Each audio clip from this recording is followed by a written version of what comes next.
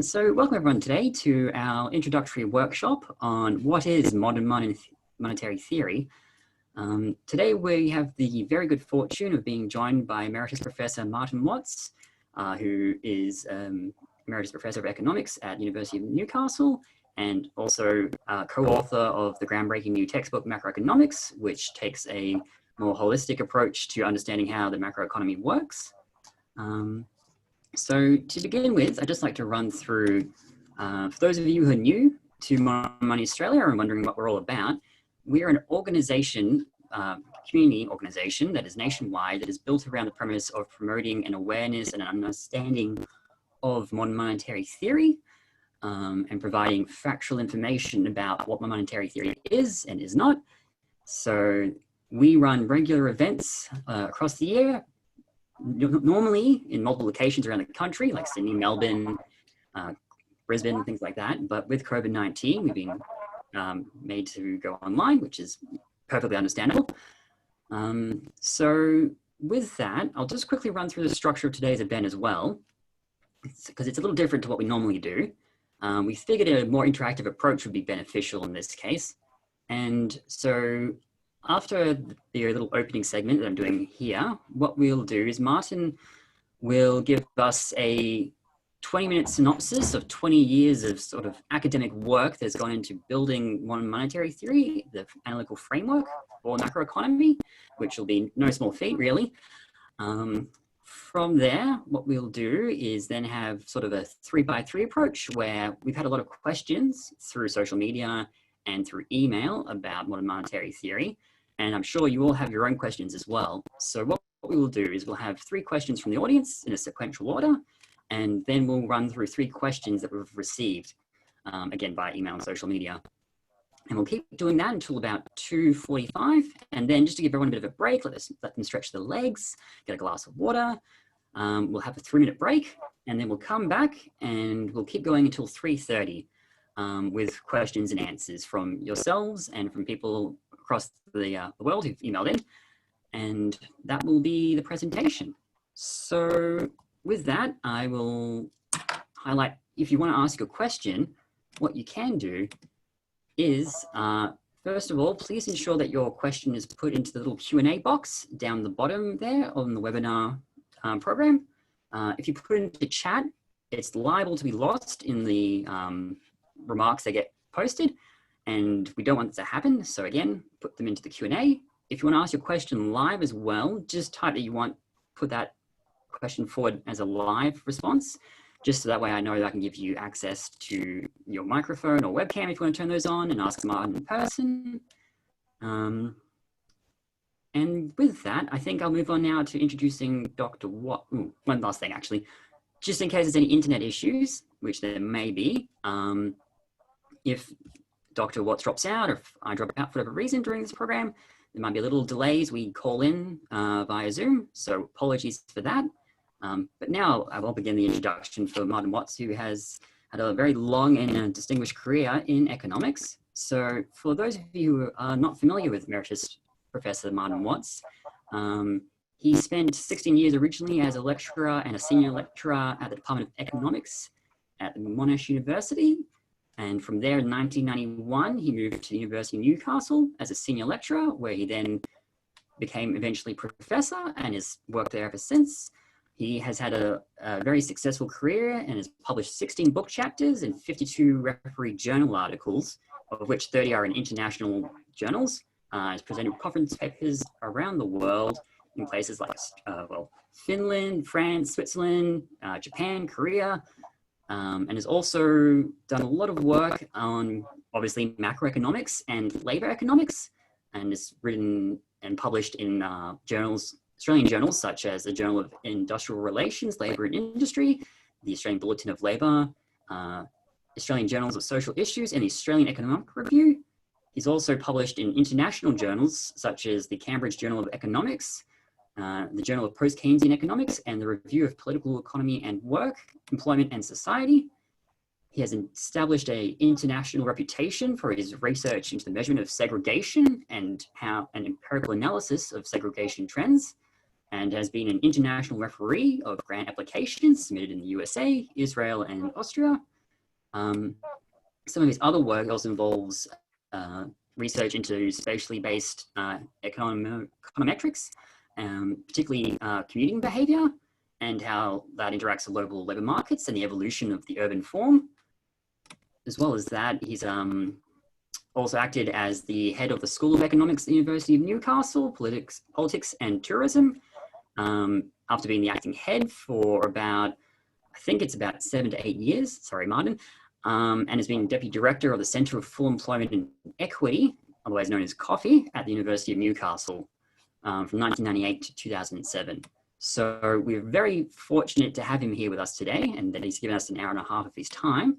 And with that, I'll stop babbling on and pass on to Martin now. Thank you, Martin.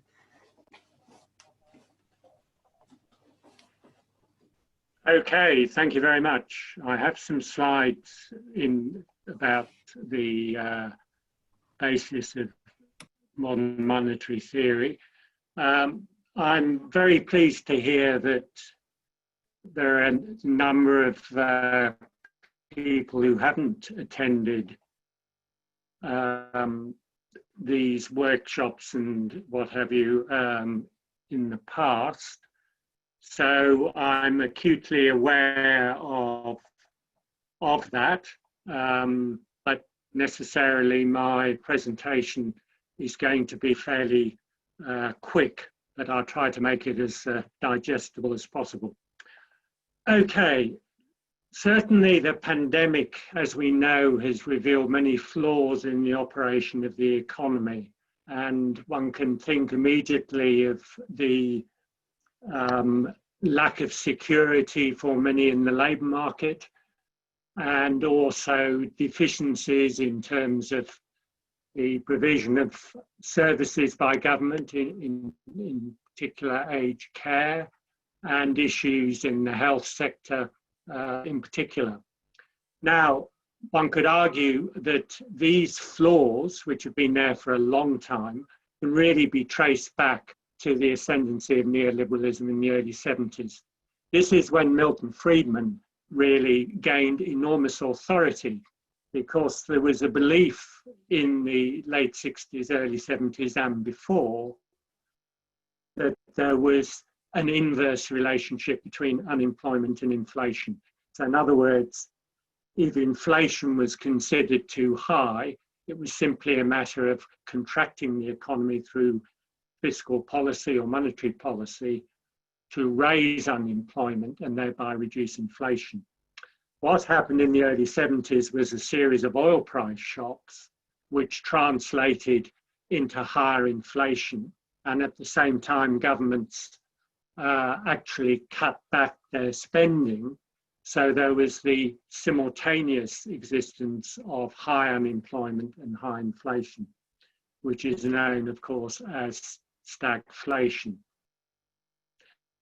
And Friedman, through his inflation theory, was able to explain, albeit not very satisfactorily, how stagflation could come about.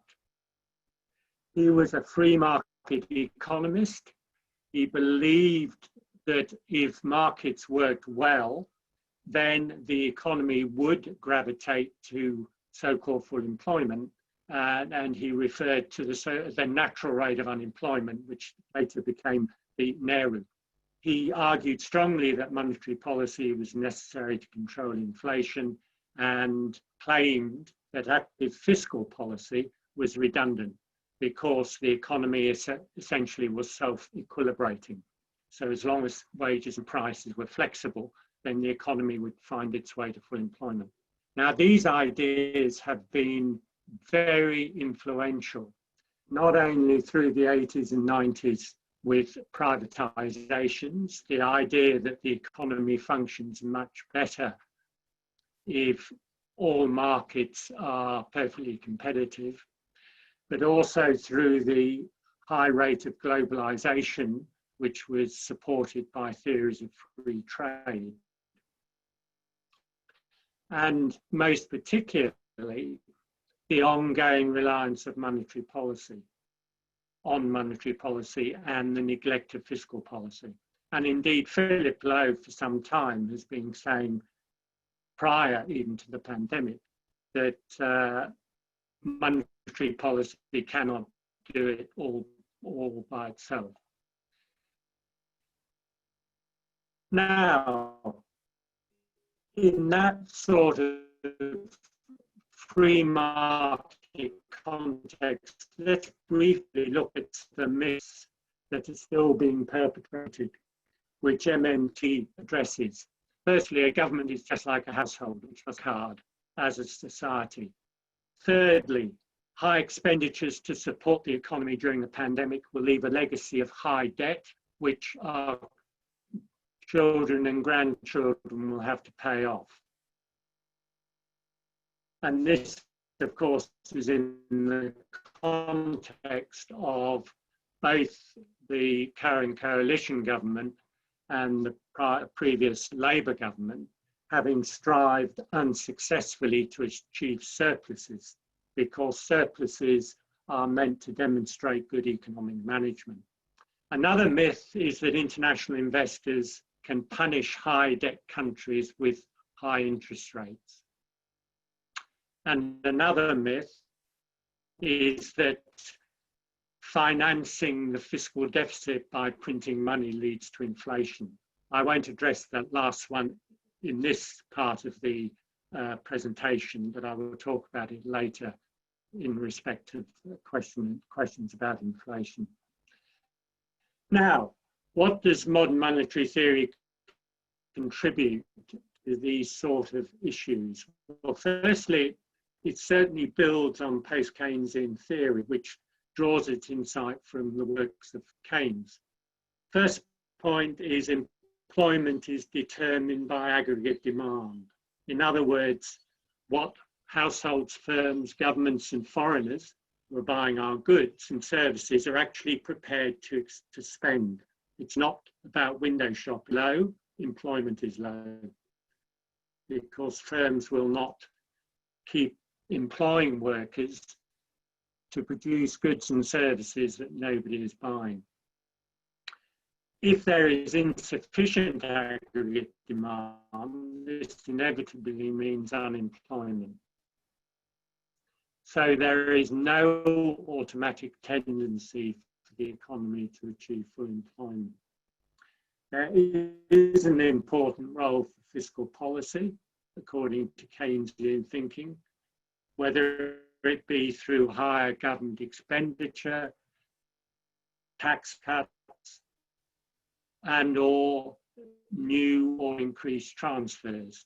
So JobKeeper, if anything being provided in exchange. And of course, an increased transfer is the job seeker coronavirus supplement, which is being scaled back, of course. Now, modern monetary theory is a lens by which we can investigate and understand the workings of the modern monetary system.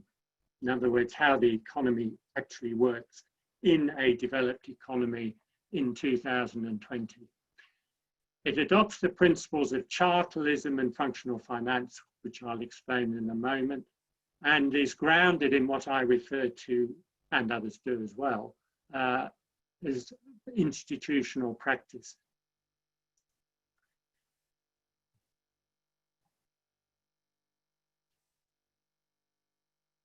So modern monetary theory applies the insights from key institutions, including central bank, commercial banks and treasury, in respect of how they operate in terms of their designated roles within the macroeconomy. So that is what I mean by institutional practice. And central banks over the last 10 years, including the Bank of England, have made concessions in respect of being very clear about these practices. Now, these practices, the operations of these institutions within a modern monetary system as depicted by modern monetary theory are thus not based on the construction of theory, but they are simply how these institutions say they operate. Whereas orthodox economics, drawing on the insights of Friedman, have some very peculiar ideas as to how these various institutions work. So institutional practice is very important. Now, chartalism is based on the view that money, specifically fiat money so-called, has its origin in the desire of states to affect economic activity by their spending and taxing. Now, a fiat currency, which most, probably all economies now operate with, is issued by the state, is a unit of account. It's the way that money is measured, and it has value because the state levies taxes that are payable in that currency. And here it's just worth noting that a fiat currency has, in one respect, no intrinsic value. So if you pull a $50 note out of your pocket, then okay, if you're engaging in transactions, you get $50 worth of goods or services for it. But the actual $50 note itself probably cost about 5 cents to produce. So it's very different than a gold coin. So when you think about it, it is quite bizarre that we're prepared to accept currency, notes and coins which have no intrinsic value, but they are given value because taxes are levied in that currency.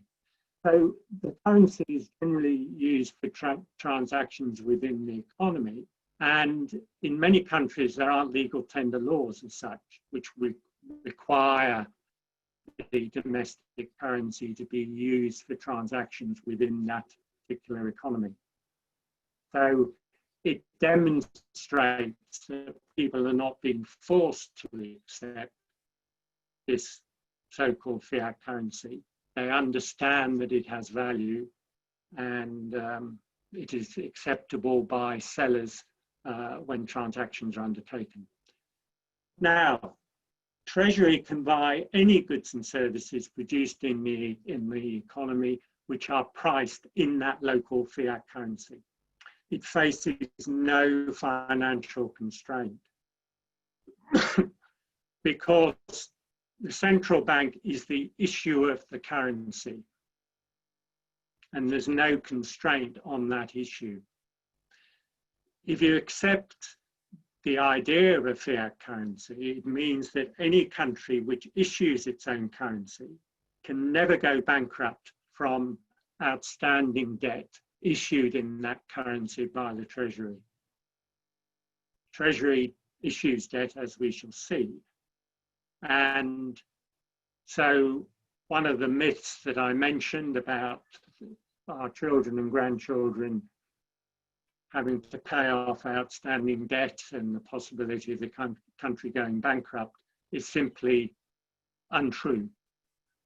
So there is no constraint on the Treasury, and there is in terms of spending, and equally no problem for a government to repay debt which is being denominated in its own currency. A developed economy with its own currency, a floating exchange rate, as of course Australia has, and no foreign currency denominated debt is said to be currency sovereign. And what that means, according to modern monetary theory, is that it can conduct monetary and fiscal policy in the pursuit of domestic targets, such as full employment and modest inflation. Now, functional finance is based on the premise that fiscal policy should always be adopted to counteract economic fluctuations and achieve full employment and price stability, without consideration of the impact on fiscal deficits or the accumulated debt. And in a sense, this is really just a restatement of the consequences of being a current currency sovereign economy. One implication is that past fiscal outcomes, whether they be deficits or surpluses, have no impact or impose no constraint on future fiscal policy and the associated deficits and surpluses that then eventuate. So in this brief session here, we've undermined most of the myths about a developed economy and its alleged vulnerability to the accumulation of fiscal deficits, leading to growing public debt, except we haven't yet picked up the issue of nasty foreign investors perhaps jacking up the interest rate. But one question that immediately arises from the nation of fiat currency is, why would a country issue debt which is denominated in its own currency anyway, given that it can immediately pay it back if it had to? This is very common practice in countries like the US, Australia, and the UK, that when a treasury is going to run a deficit, so its government expenditure is greater than its anticipated taxes, then it will issue debt representing that expected deficit. This is referred to as full funding. Now, why do they do it? And in order to understand that, we need to delve into the operation of monetary policy, albeit very briefly. So the Reserve Bank sets a target cash rate each month.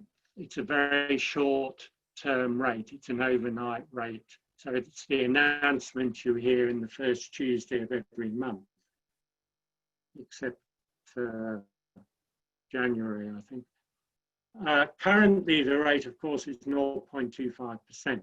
And this rate is the benchmark rate for the whole structure of interest rates for financial assets of different maturities. So you can have 5-year bonds, 10-year bonds, and so on and so forth.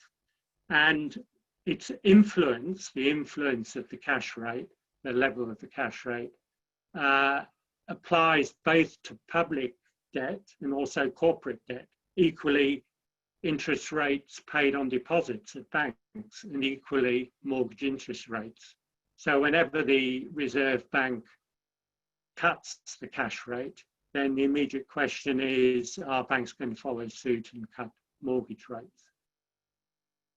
Now, the significance of the cash rate is it is the interbank rate. That is the interest rate at which banks should lend to each other when they need to lend to each other, which we'll discover on the next slide. Now, an important part of the domestic economy is the payment system, because there are millions of transactions conducted every day in the domestic economy. As we all know, banks hold customers' deposits, and transactions in the domestic economy are conducted by card, typically, or cash.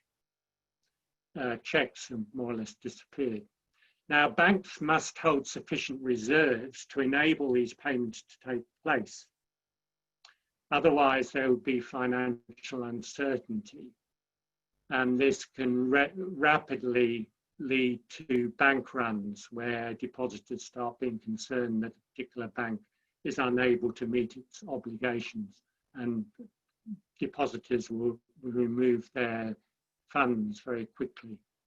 Now, these so-called reserves consist of vault cash, literally the notes and coins held by banks on site, as well as banks having deposits at the Reserve Bank, the central bank.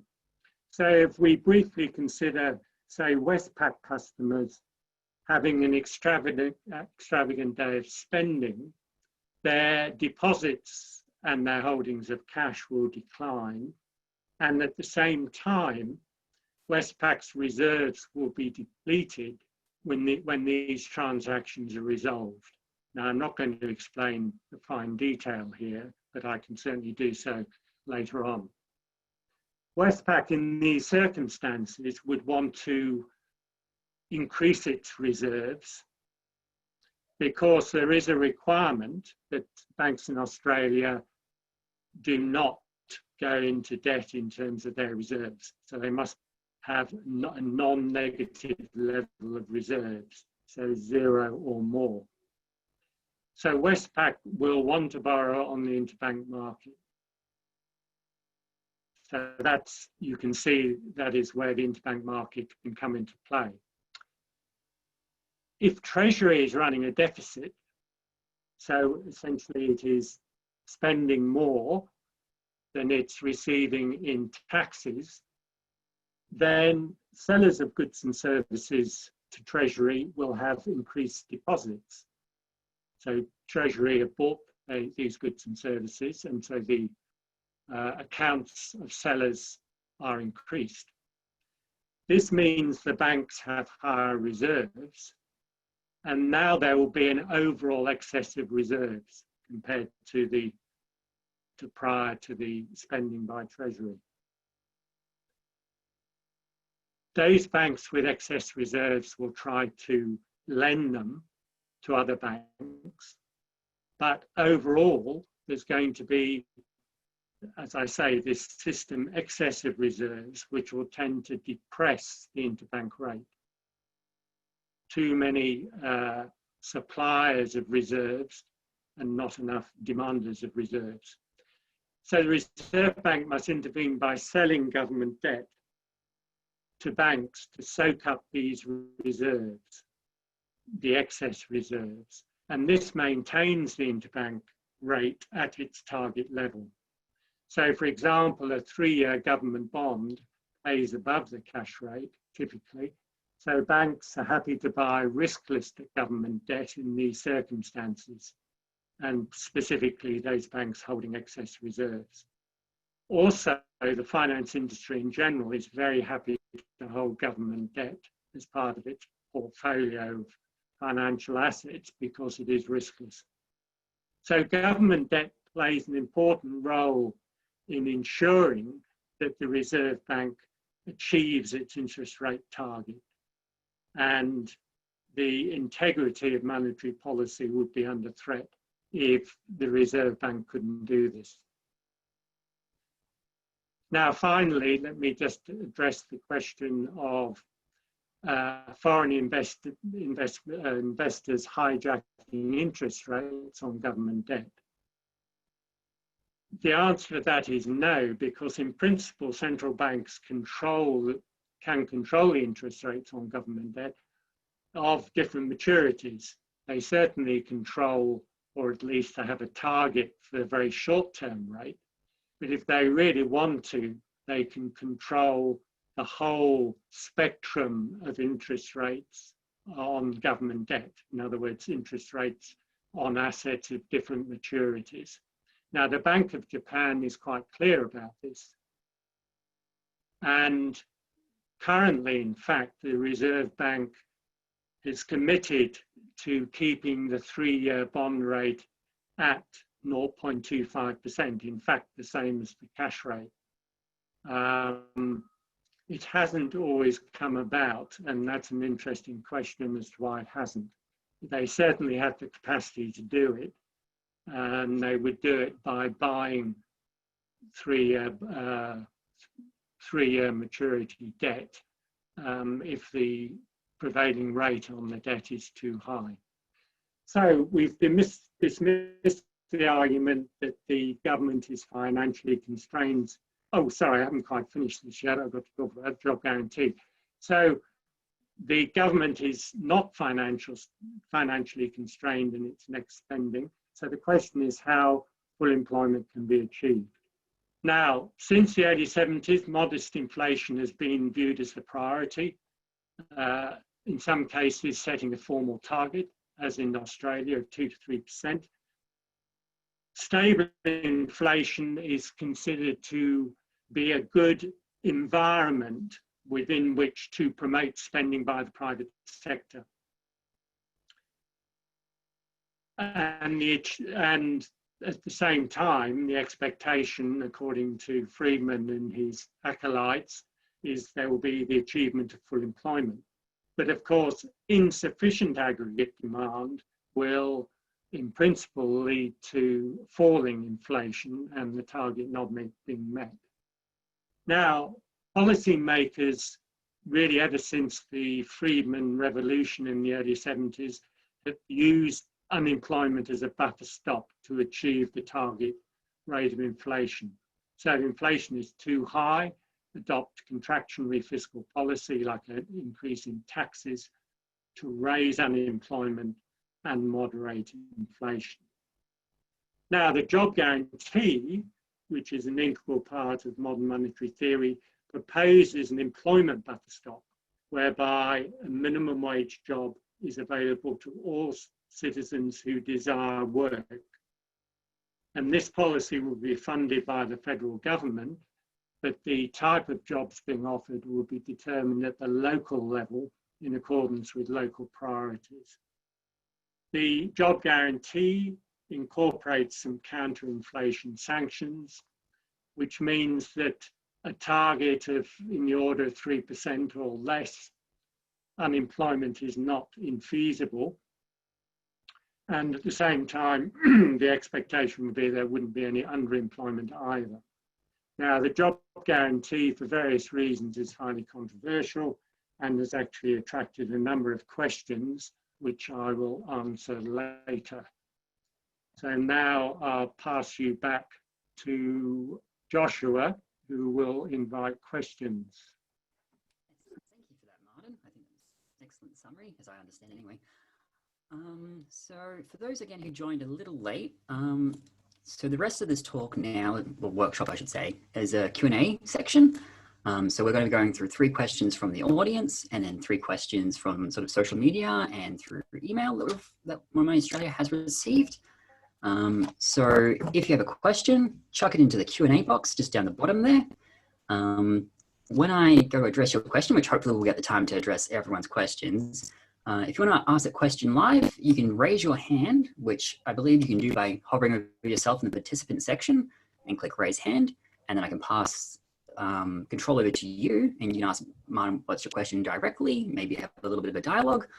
But we'll begin now just off with Wayne McMillan, who has asked a question. Wayne, did you want to ask that live, or are you okay to let me voice your question? I think Wayne's probably okay with me. Yep, all right. So Wayne wants to ask the question of what contribution did Minsky make to modern monetary theory? Well, one of his fundamental contributions was the fact that the financial system could be subject to periodic crises due to essentially investors becoming overly confident in an environment of rising prices of financial assets, so that they overcommit themselves and in terms of borrowing in order to purchase financial assets. And as a result, they, well, ultimately after a series of so-called stages, they are incapable of even paying the interest on loans they've taken out. So they're borrowing to pay the interest on loans that they already have, and the system basically implodes. That question could invite a very detailed answer, which is probably inappropriate at this sort of gathering, but obviously I can talk about it later or write something later about it.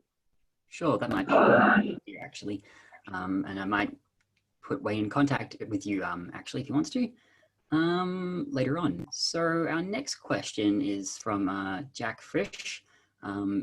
Jack, if you want to ask a question live, just put up your hand, but I might just proceed with the assumption that you're quite happy to let me voice your interest.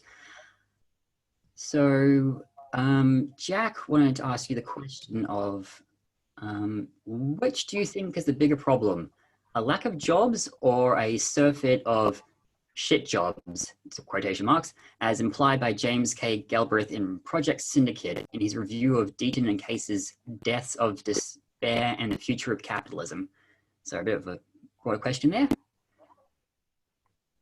Well, I think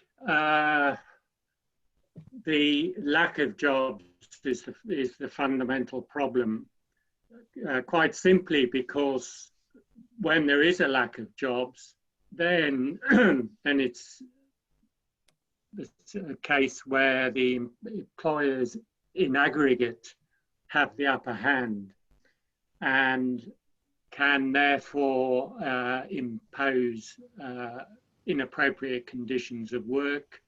They, excuse me, they can engage in underpayment with the regulatory system being inadequately staffed. And of course, over the last 6 months, a very large number of different organizations, including universities, have confessed to underpayment.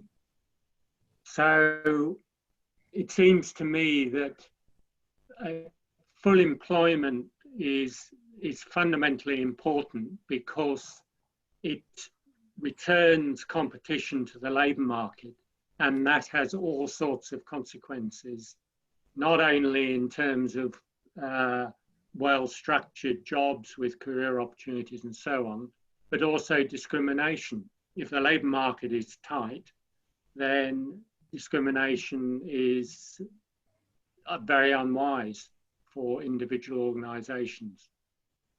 So in saying that, of course, arguing that in a fully employed world, there's going to be no tedious, boring jobs, that is unrealistic because there are tasks that have to be undertaken which are intrinsically boring, physically challenging, and so on. But certainly more jobs and indeed full employment will have a galvanizing effect on low-wage employers. And in that context, the introduction of a job guarantee and which of course pays the minimum wage is important. The minimum wage does need to be recalibrated. It's much too low. And as it's raised annually, and I can talk about that later in answer to another question, if it's increased annually, that will should lead to compliance by minimum wage paying private sector firms because they'll lose employment once people are aware of job guarantee jobs paying the minimum wage and reasonable conditions of work. Sure. Yep, Jack says thank you for that. Our next question, and after this we might move on to our little break, is from David Bell. David asks, how does MMT explain the 73 oil shock and the 79 Iranian oil shock? Oh, I think he wants to ask that question live, actually. So I'll just pass over to him now. Sorry, David. Oh, it's not David. Who wants to ask? Oh, it's Andrew McLeod. We might come to you later, Andrew, if that's all right. Sorry. Yep, so David was asking, how does MMT explain why the 73 oil shock and the 79 Iranian oil shock differ from the 2008 oil price shock?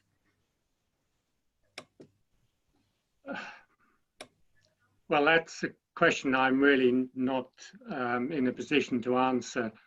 I know more about the shocks in the early 1970s when there was a, gosh, I can't even remember the name of the OPEC, yes, OPEC, the Organization of Petroleum Exporting Countries, their members were very tight in terms of their views about the supply of oil, and essentially they cut the supply of oil to the point where they could raise the price significantly, which had a very substantial impact on not only on oil prices, but the prices of goods generally, since goods have to be moved around, and transport costs involve oil.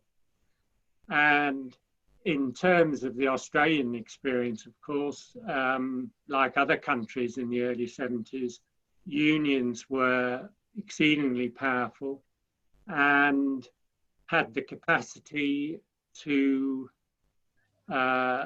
negotiate for higher wages because they could see their post-tax real incomes falling due to a general rise in the price level. And this essentially manifested in a cost-push inflation. By way of a very brief anecdote, when I was offered the job at Monash in 1974 in April, my pay was $11,000, which was a lot of money in 40 odd years ago. By the time I arrived, a little under a year later, my pay was $14,000, and without having advanced up the pay scale. So wages were growing very fast, mainly as a response to the increase in the price of oil and the fact that it had a very broad effect on developed economies. Now, I can't really comment on the others because I don't know enough about the other shocks.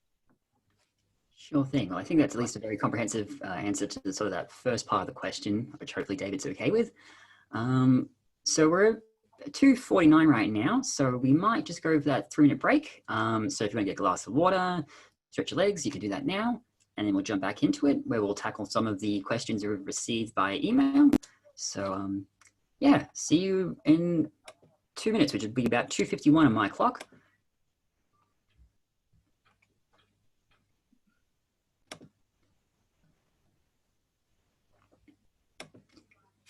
And if you have any follow-up questions as well, just while we're having our break, you can email them through to us, either here at info@modernmoneyaustralia.org, or you can also email the MMT Ed project, which is run by Emeritus Professor William Mitchell.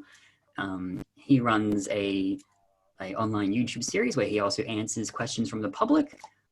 So again, if you have a thought later on and you were like, oh, I wish I'd have asked Martin that then and there, well, good news is you can approach Bill and ask him instead.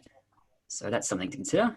And if you're also new to monetary theory, there are a variety of other excellent resources that you can draw upon. So some of those are the MMT podcast, which is run by Christian O'Reilly and Patricia Nino. That's an excellent resource. They interview all the MMT economists from around the world and ask them about particular focuses. There's the Modern Money Australia YouTube channel, which goes through a lot of the basics as well and has a particularly Australian focus. There's a recent book by Stephanie Kelton called The Deficit Myth, which is also a great introductory text to modern monetary theory.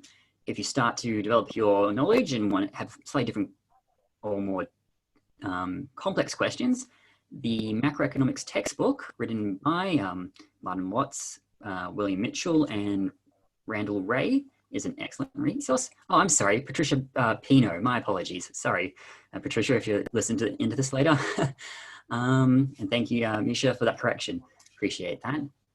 I think I've lost my train of thought now, but that's quite all right because it's 2:51 now, again on my clock. So we might proceed with the rest of the talk now in terms of workshop, rather, in terms of questions and answers.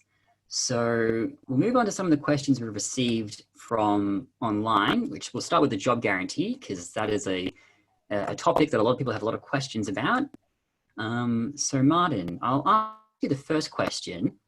that's been posited to us, which is that, and this is a question that comes up quite a lot actually, are modern monetary theory and a job guarantee inseparable concepts? In other words, can you have M&T and not have a job guarantee, or vice versa? I was going to go to my slide. Sure, we can jump onto the slides. Yeah. Share screen. Okay.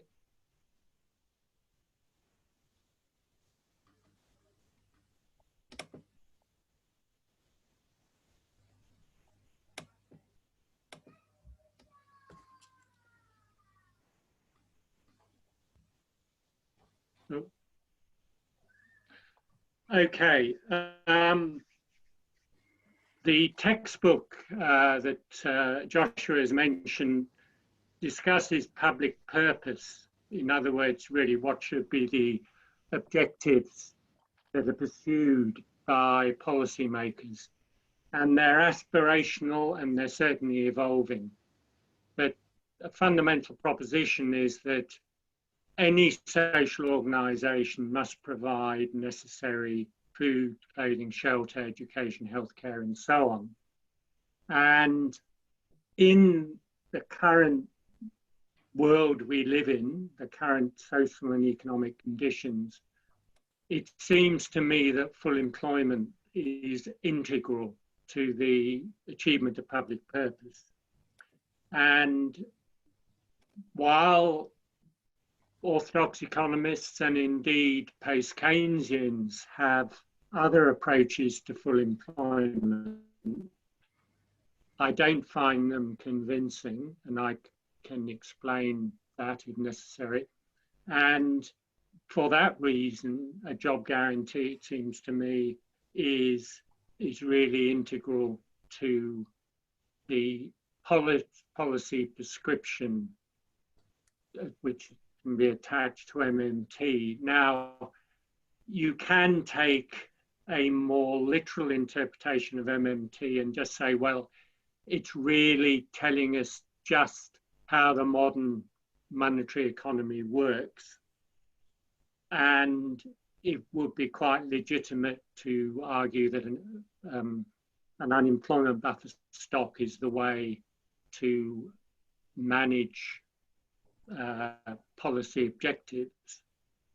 So conceivably, you could be an MMTer and not support the job guarantee. So I accept that if you are very literal about it, you could separate them. But if you share the same aspirational goals, then I think a job guarantee is integral. Shall I move on to the next part? Yeah, I think the next question goes on quite nicely. So. Yeah, a question which got a lot of attention a decade ago and unsurprisingly has re-emerged now is whether participation in a job guarantee should be voluntary.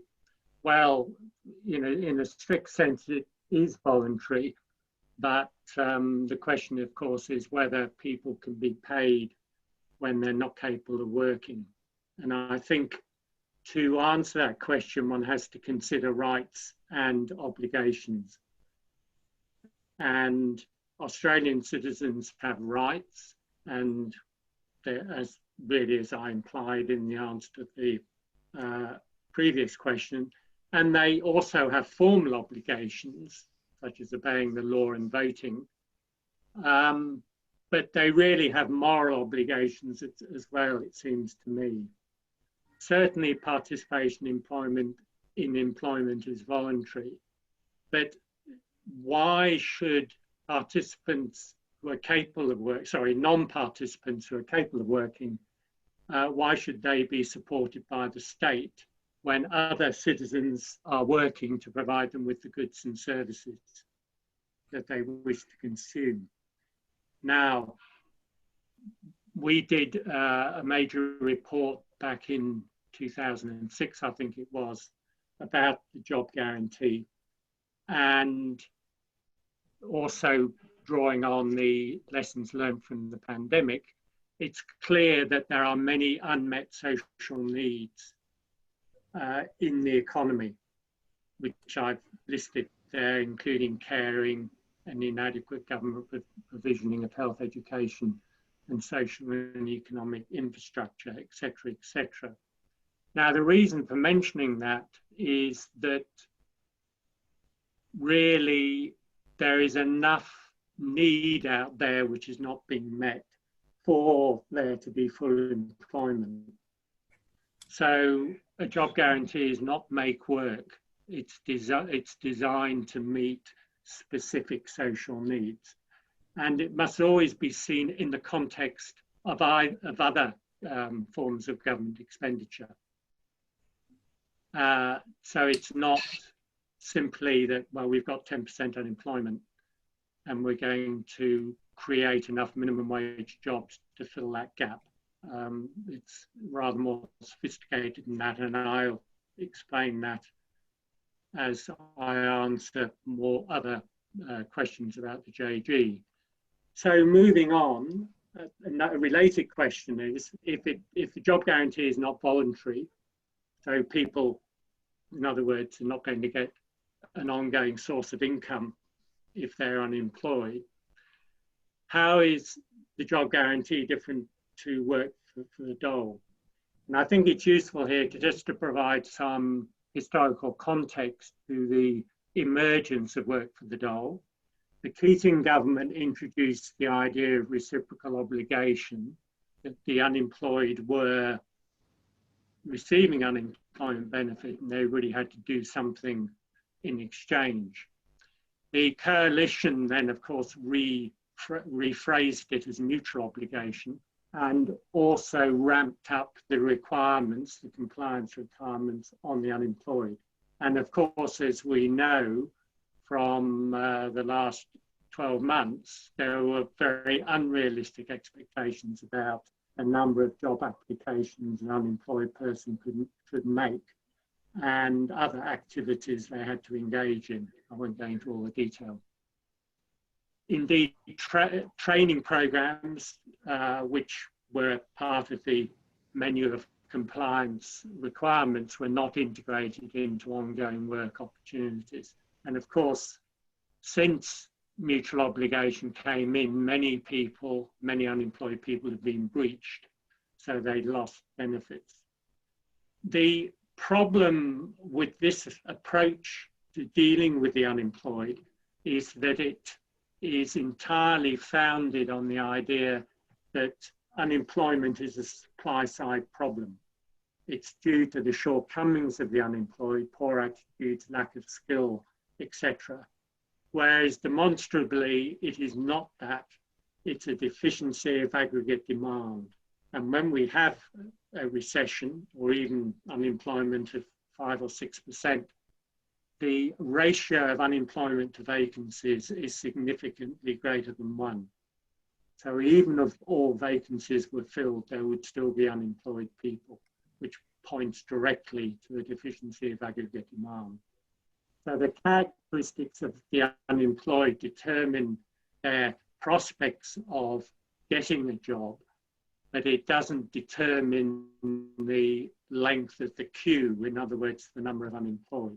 Now, work for the dole as a form of workfare was introduced in 1998 by the coalition after being trialled in 1997. And here's a comparison between work for the dole and the job guarantee. So differences in the payment, and we all know from listening to tales of JobKeeper and JobSeeker that there is a significant discrepancy between the unemployment benefit and the minimum wage. Job choice, ongoing employment, usual working conditions and non-wage benefits, choice of hours. These all differ, as you can see, between a job guarantee and work for the dole. Going on to the next part of the job guarantee question, if voluntary, how would that be different to standard job creation projects, and what would happen to people who did not volunteer? I think what is really important and tends to be forgotten is that the job guarantee is a macroeconomic stabilisation policy.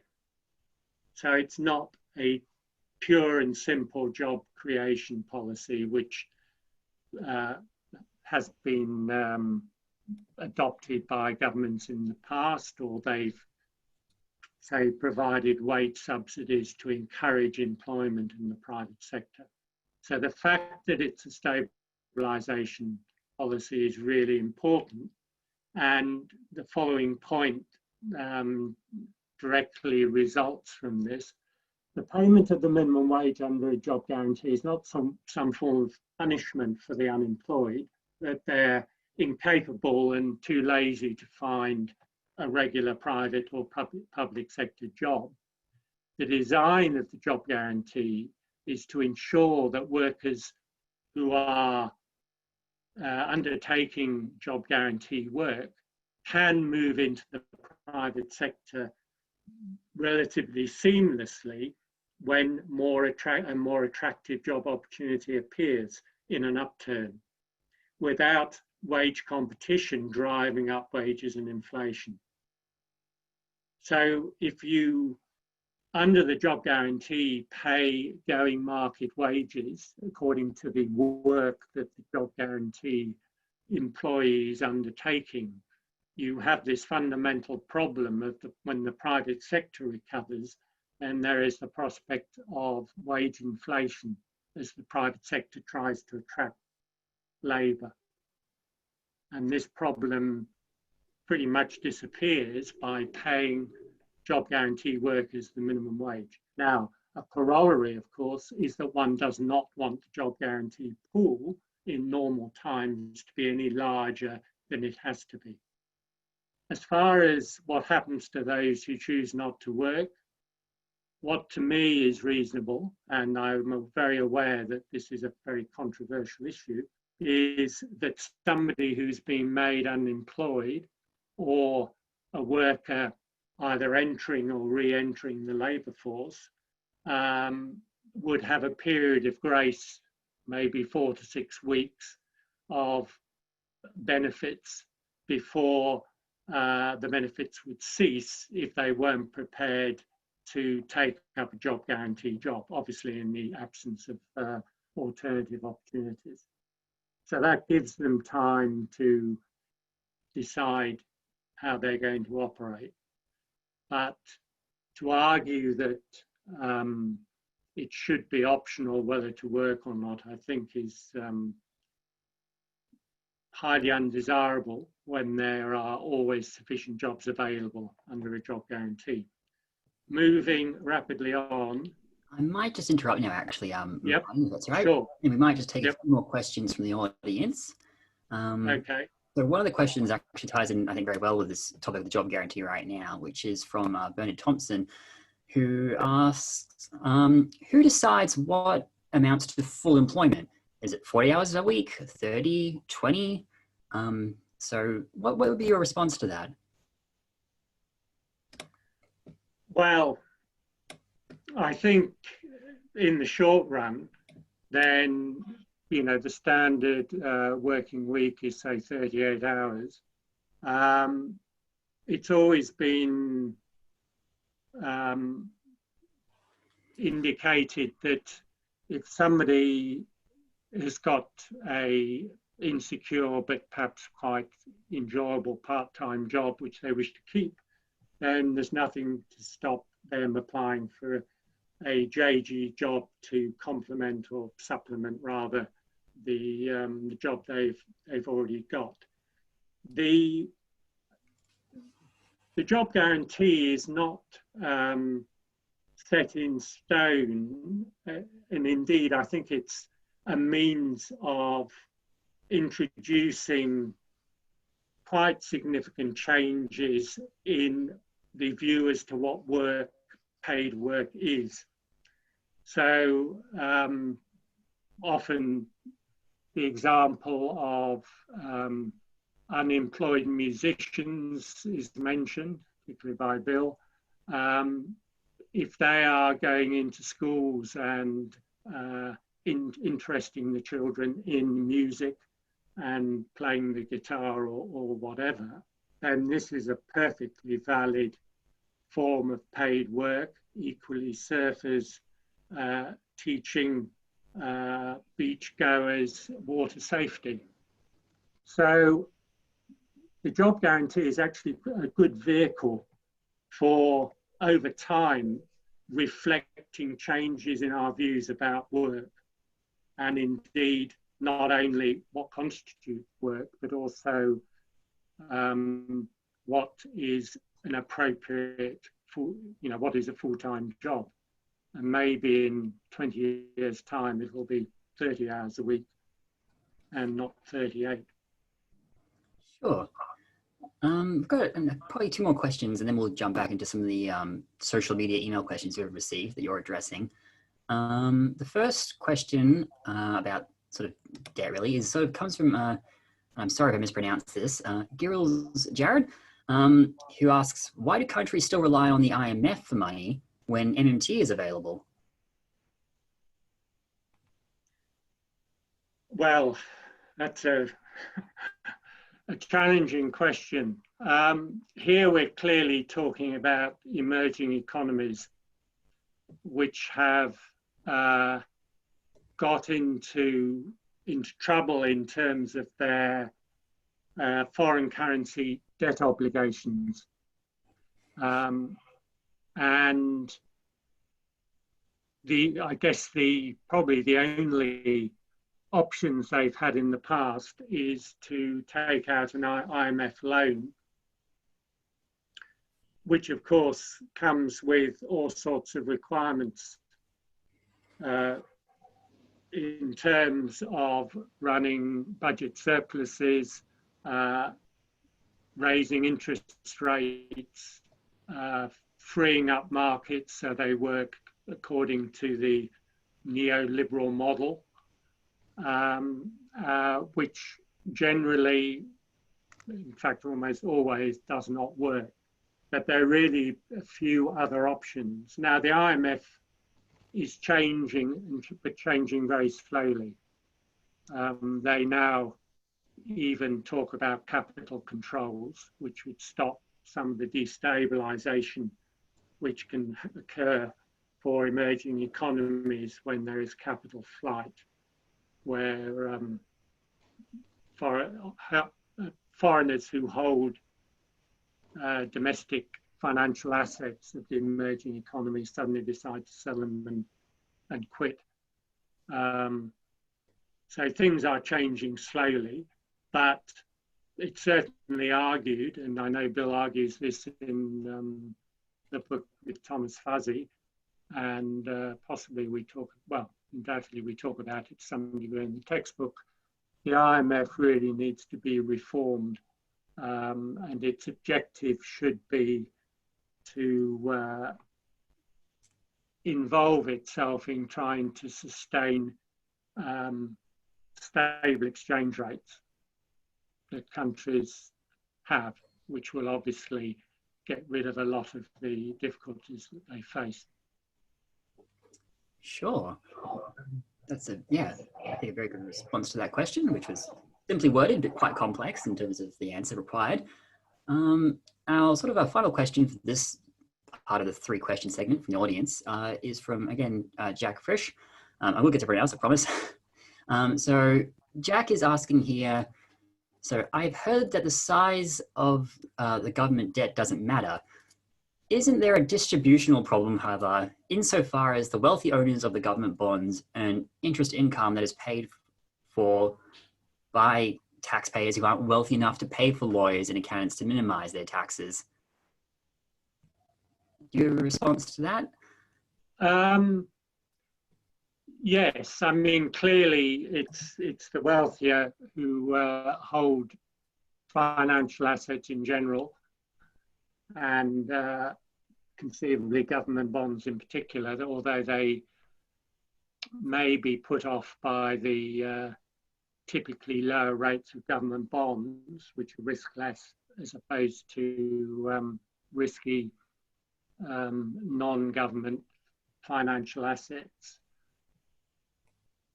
The distributional issue that arises, though, can be addressed by the tax system. But, I mean, as many of us will know, of course, one of the byproducts of this shift to neoliberalism was during the tenure in office of Maggie Thatcher and Ronald Reagan, was the decline in tax rates. Once in the UK, the top marginal rate was well over 90%. That's the income tax rate. And of course, the top rate in all developed economies is much lower. And this view about taxes is that it's essentially trickle down. If we enrich the wealthy, the entrepreneurs, then somehow benefits will be generated for ordinary wage earners. And the empirical evidence on that, as far as I know, is virtually non-existent. So yes, in an ideal world, the tax system would address the issue about debt interest. Now, I won't go off on a long tangent, but it's not strictly necessary to issue debt, of course, but developed economies do, as do obviously emerging economies as well. But there are other ways to deal with the monetary policy issues that I raised earlier. Sure. So it's about, I think, it's 3:15 roughly now. So I think we'll have probably enough time for one more round of sort of social media and email questions, and then we'll go back to the audience finally, and then we might bring it to a close. Now I know we've got a lot of questions that are coming about the job guarantee, but perhaps it might be beneficial to move on to trade if that's all right with you, Martin. Yep, sure. Another big topic of discussion that comes up with monetary theory. So we can skip through to that. Yeah. And for everyone's benefit as well, we will be emailing these Q&A slides as well along after the talk next day with our follow-up email. So if you wanted to see the rest of those questions and perhaps get those answers, you'll have the opportunity to do that. Thank you. I'll pass on to Martin now. Well, this is a question about trade and the balance of payments. This was the second most popular topic. Does the foreign sector represent a constraint on the ability of a nation with its own sovereign currency to spend? How does the balance of payments tie into this? Now, of course, there are many countries with their own currency which are not currency sovereign because they either have a fixed exchange rate or they have accrued a lot of foreign currency denominated debt. And these circumstances are often identified, of course, with emerging economies. And the problem with emerging economies is that their currencies are not traded much on international foreign exchange markets. And they're said to be low in the currency hierarchy, where countries like the UK, US in particular, Canada, and even Australia are near the top. So certainly government expenditure in an emerging economy to increase activity, employment and living standards is, as we know, not financially constrained, even though an emerging economy is not currency sovereign. But the question is, what happens in respect of imports as they're likely to rise as economic activity rises? If they consist of intermediate goods and capital goods, then that's clearly promising in terms of the development of the particular emerging economy. If imports consist of luxury vehicles for the better off in the emerging economy, then clearly that is not desirable. So there's a strong case for import controls. And sort of related to that point, and returning to an economy such as Australia, often when we first talked about the job guarantee, it was argued that raising economic activity to a level consistent with full employment would lead to a currency depreciation because imports would rise, and therefore a rising price level because higher priced imports feed in to the prices of all sorts of domestically produced goods. So it was suggested that this was really a negative associated with the job guarantee. And the response to that is, firstly, if you're saying we should never achieve full employment by whatever means because of the problem with the exchange rate, then you're really saying that the depreciation is more undesirable than depriving marginalized individuals of jobs. So I think that's a fairly powerful argument that really full employment is much more of a priority than being preoccupied by the rate of inflation and indeed the exchange rate. And the second point relating to a country that experiences an increase in imports is that in a fully employed economy, it's very likely that there will be an increased interest in foreign direct investment, which may promote a currency appreciation. And even if that does not hold, if you look at the history of the composition of the balance of payments for leading countries like UK, USA, Canada, and Australia, these countries have run current account deficits for a long time. Now that's changed recently in Australia, without there being a consistent depreciation of the currency.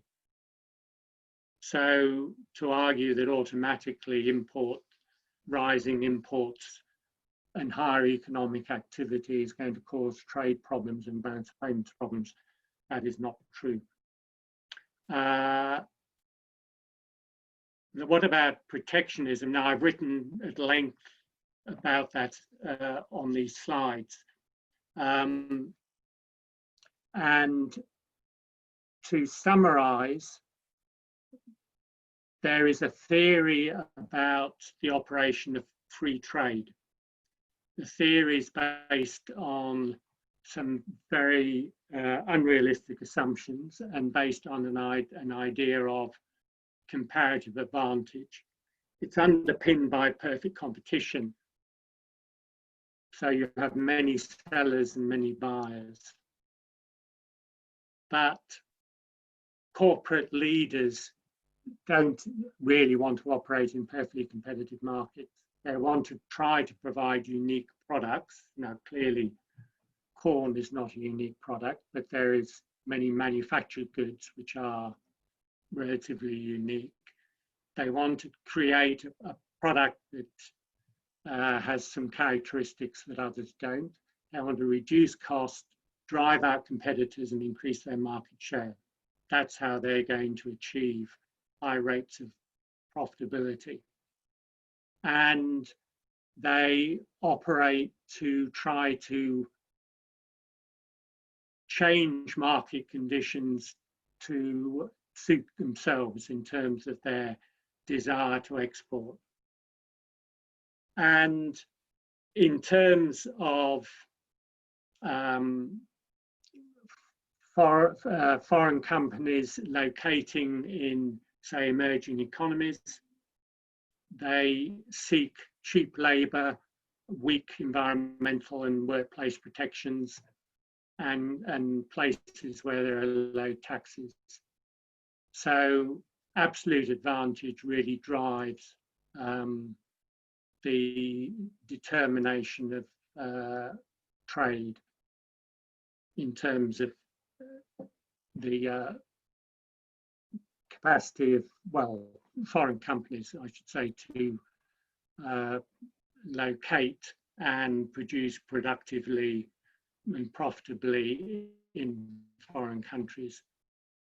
And indeed, emerging economies tend to be bullied in terms of making these conditions which attract foreign companies.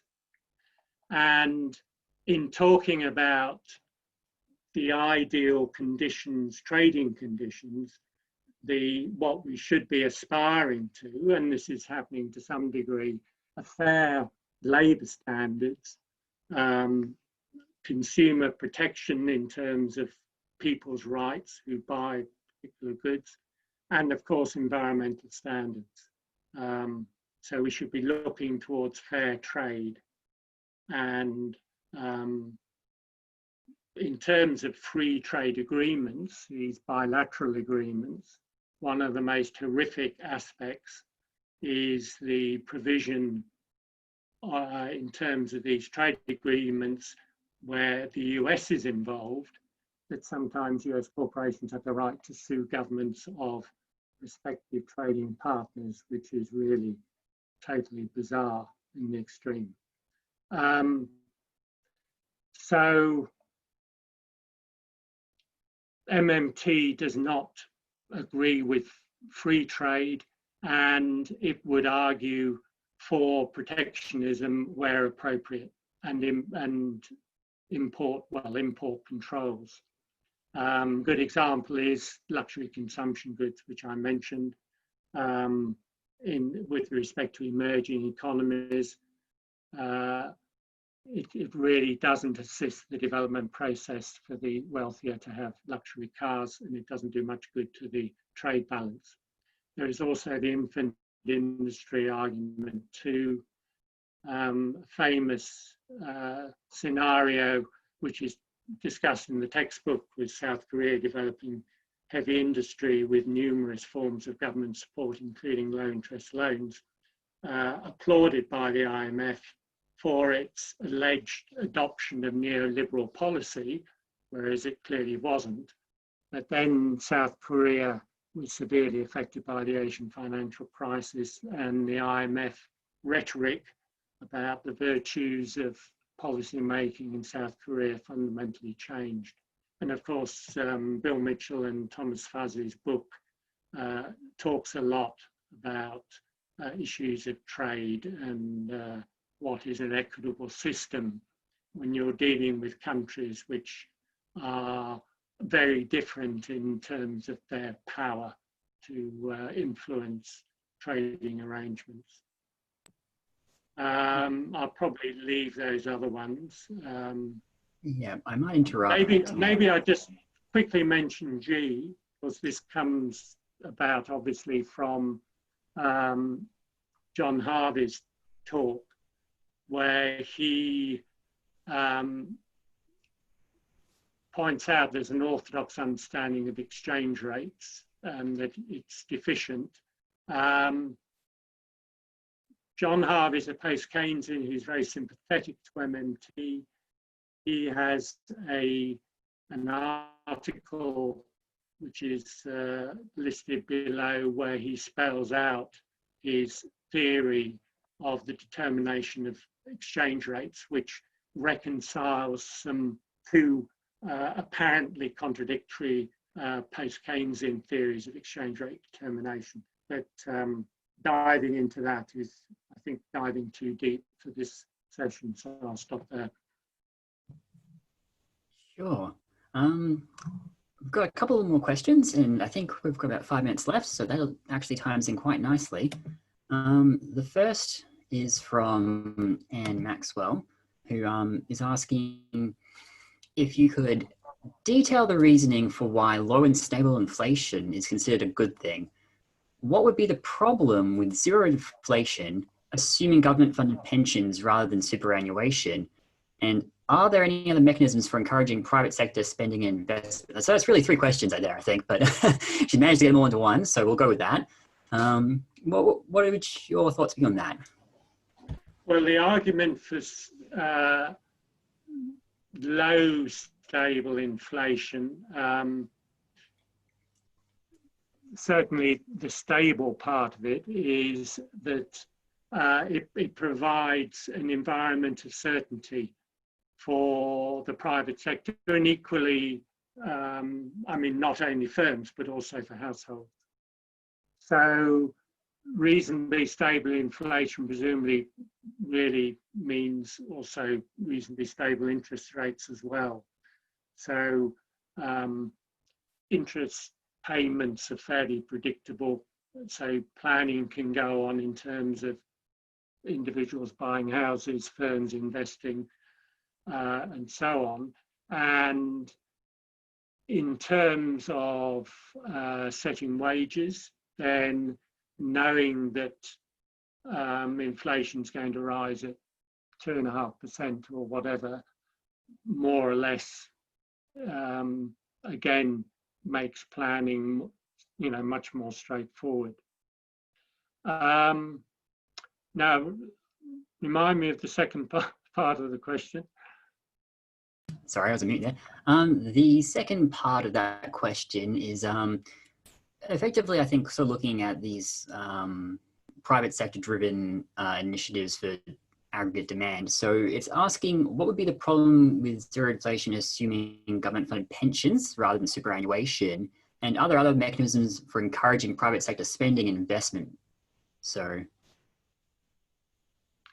well, the problem with zero inflation is that, and it's even before inflation gets to zero, is that certainly central banks start getting incredibly concerned about the prospects of deflation. And the commonly put argument in terms of deflation, so prices are actually falling, is that individuals will postpone consumption and wait for the price of the goods and services to go lower. Now, clearly, they can't afford all postponing all consumption, otherwise they'll drop dead. But clearly, luxury items and holidays and all the rest, they could postpone. So, I mean, there's a real irony, that going back to the 70s and the time of the dominance of freedmen, the concerns were inflation getting to 10%, and the mortgage rates getting up to 17, 18%. And central banks have been equally worried for the last, well, some central banks, at least the last 5 years, certainly central banks in the Eurozone, as well as the ECB itself, have been very concerned when rates are, around 1% and even a bit higher. They just can see there are major issues associated with prices of goods and services falling. You see, then firms would say, well, if we're selling our goods for less than before, then money wages should come down, because after all, you're getting your goods and services cheaper. Now, that sounds plausible until you think of fixed financial commitments. Unless your financial commitments, specifically loan repayments, are going down commensurately, then you're going to be very badly off if you experience, say, a 5% cut in your nominal money, your money wage. Your financial commitments don't tend to drop. Certainly, it may not drop at all, and they certainly don't drop as much as the price level might. So you're going to be worse off. sure, I think that's a pretty comprehensive answer to that question. And sorry, can I just add one thing? One of the, if we go back to my first slide when I was talking about the economy equilibrating through wage and price flexibility, then the argument would be put, if money wages fall, then it will be more attractive to employ labour, and therefore unemployment will fall. I mean, that's putting it very simply. Now, of course, the response to that is well, you've got to have demand for the product. There's no use producing a whole load of stuff which doesn't get sold. But you can then extend the argument to precisely what I was just talking about, which is that there are these nominal commitments, in other words, in current dollars, which don't tend to decline. And when your money wages are, then you're in trouble. Sure. I think we've got time for one last question.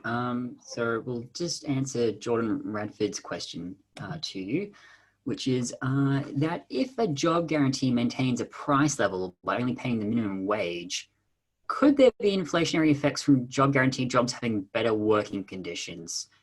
And there's a second part to that question, which is that could private sector employers find themselves competing with the job guarantee on the basis of work conditions, i.e. security, upward mobility, leave entitlements, etc., leading them to rise prices and causing higher inflation? I think one of the important aspects of the job guarantee, and I touched on this before, is that it, you know, in a sense, it does something fairly important in terms of low wage jobs and poor conditions of work. So I see that as a positive, that private sector employers who behave in a fairly unscrupulous way in terms of their work practices and may underpay as well, they will be brought to heel, so to speak. And if they, in order to improve their working conditions, raise their prices, then really it's a one-off price increase. It's not an ongoing price increase. Now, you know, over time, then working conditions may be improved again in the job guarantee job. That's possible, but it's not going to promote. It's not going to promote an inflation as such. There are going to be a series of one-off changes, and the issue is really, well, how many workers will be affected? And I seem to remember a bill indicating that the minimum wage decisions, which are made annually, affect about 1.2 million employees. So less than 10% of the workforce. So, you know, even if it was an ongoing process of price increase, it's associated with a relatively small share of employment and probably a relatively small share of production, because we're talking about low skill, low productivity jobs, you know, at the bottom of the job hierarchy. All right. I hope that answers your question, Jordan. So with that, I think we'll wrap up today's workshop. So I want to thank everyone for coming along today online and listening to our workshop and asking their questions and getting them answered. I'd like to thank Emeritus Professor Martin Watts for, again, giving us an hour and a half of his time, which we really appreciate here. We will be uploading this workshop to our YouTube channel as well. So if you want to listen in again to a question or to better understand the point, you can do that. And we'll also be exploring some of those issues around trade and developing economies as well, actually, next month with our talk with Fidel Kaboud. So pay attention to that. That should be announced very shortly on our official channels. And with that, once again, thank you and have a lovely Sunday. Right. Can I just say one thing quickly? Sure, first thing. If anybody wants to follow up with me any of the questions or other questions, then my email address is on the front of this slide presentation, which, as Joshua has said, will be available in due course. Thank you. Yep. Thank you.